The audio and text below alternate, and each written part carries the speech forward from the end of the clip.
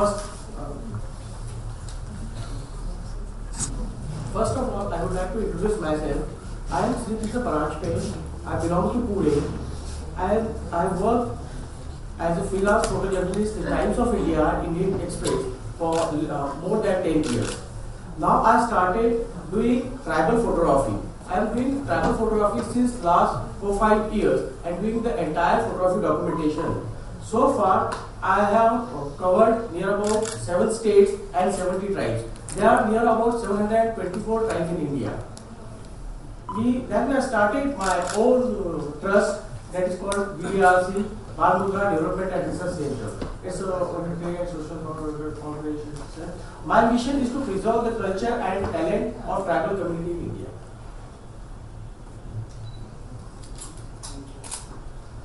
About the documentation part, VDRC has taken more than 12 lakh 50,000 photographs of 50 tribes across country.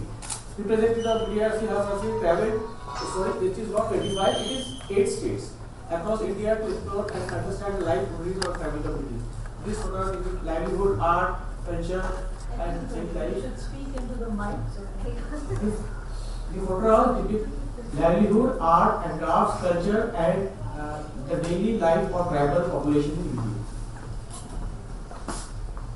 Exhibition. So far, we have done more than 10 exhibitions in Pune and Mumbai with good 16 by 20 photograph display. We never exhibit alone. Recently, we have done an exhibition in Pune with the help of the tribal artists from Wali.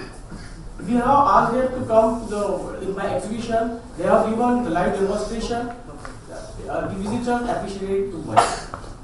Our exhibition received wide publicity in the mainstream print media in the city.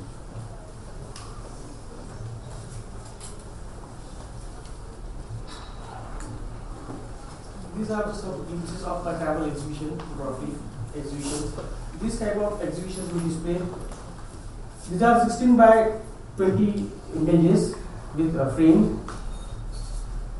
The travelers artists are sitting there. They are giving the live demonstration. That this was the media coverage.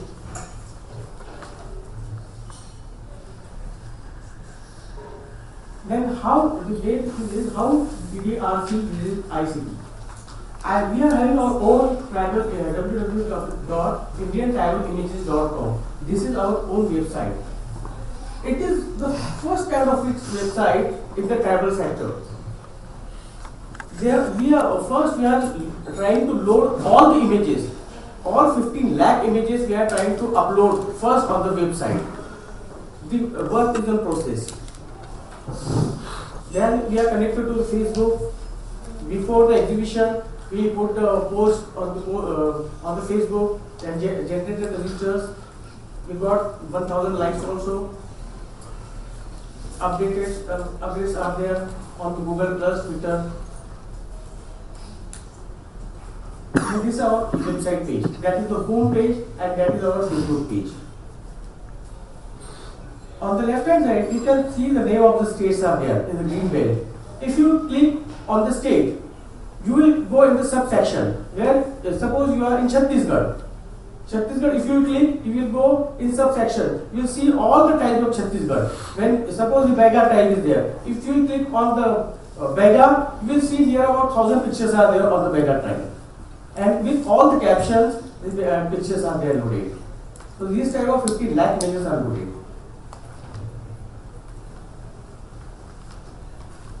And media integration and ICT. Every page type of images is already integrated with the website. VDRC is social integrating YouTube and Google as on the website. Now we are deciding to work with the artists also, with the tribal artists also.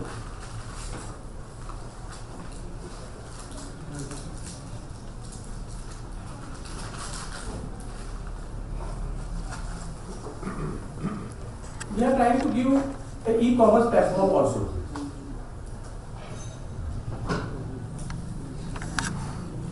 We are trying to do merchandise such as t-shirts, coffee mugs, greeting cards, free e-greeting cards created by the tribal artists. Actually, also we travel artists are there.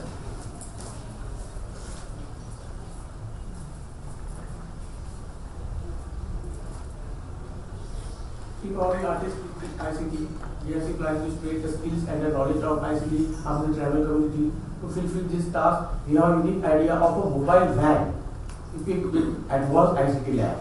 VDRC is also make video making facility available to travel community along with its equipment and the training. We will also provide communication and marketing skills to travel artists.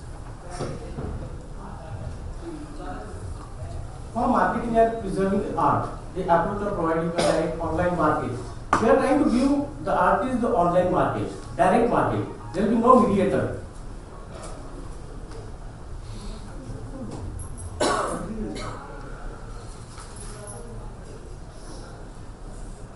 What is the purpose ICT will serve?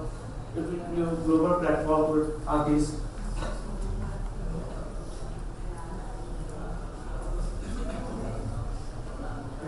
Thank you. Actually, I have an immediate question that emerged. I'm sure you have something. A quick question, if I may, using the privilege of being a moderator. For the photographers, you have a lot of photos, but who made these photos? Is it you? Yeah, I have clicked all the pictures. Okay, so it's you. Then, so you put your beautiful photos on the website. Yes. How does it benefit the tribal communities? That they have beautiful photos. That's one question. Then another question is the online portal website sales. Sorry. Yeah. This is your plan. You haven't started yet. No, we are not started. Recently, 2 months before, we have launched the website. And first, we are loading all the pictures. And anybody can access and use these photographs, yes, or you have to pay for them? They have to pay. Yeah. Yes. What is the fee? Say it depends from 10 rupees to 500 rupees. Okay. And this income goes to what? See, whatever the income we will be getting it, we are using for the tribal children. Because my question was that how are you funding this huge task? So this is coming from the city. From my own pocket. No.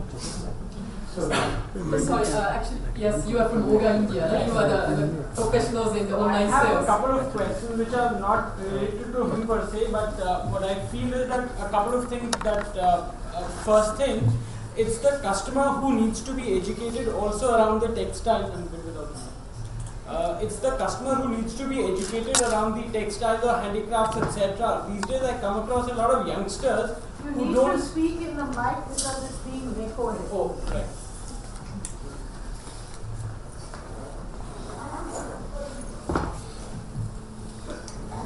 What I was saying is that we need to educate the customers and the youngsters around what is the textiles and what heritage do we have.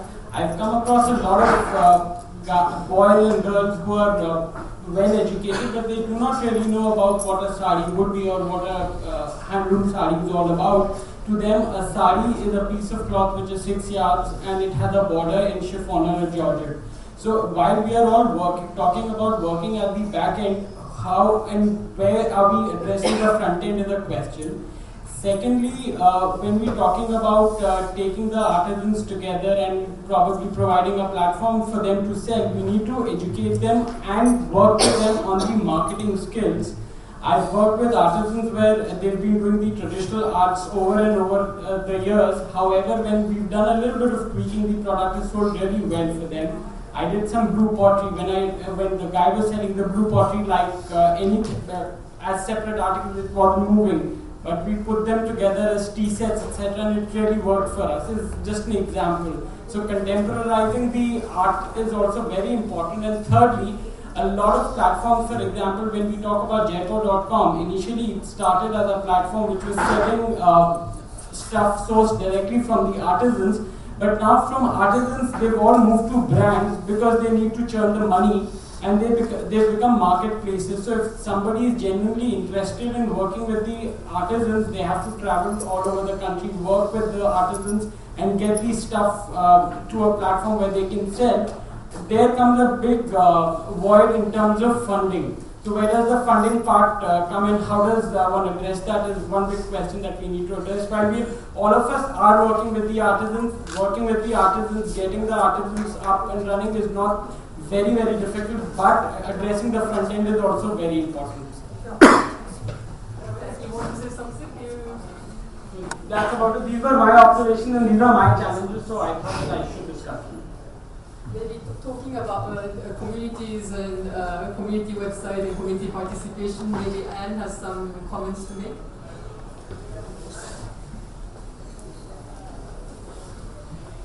The artisans I work with are very concerned about the changes in materials that are available to them.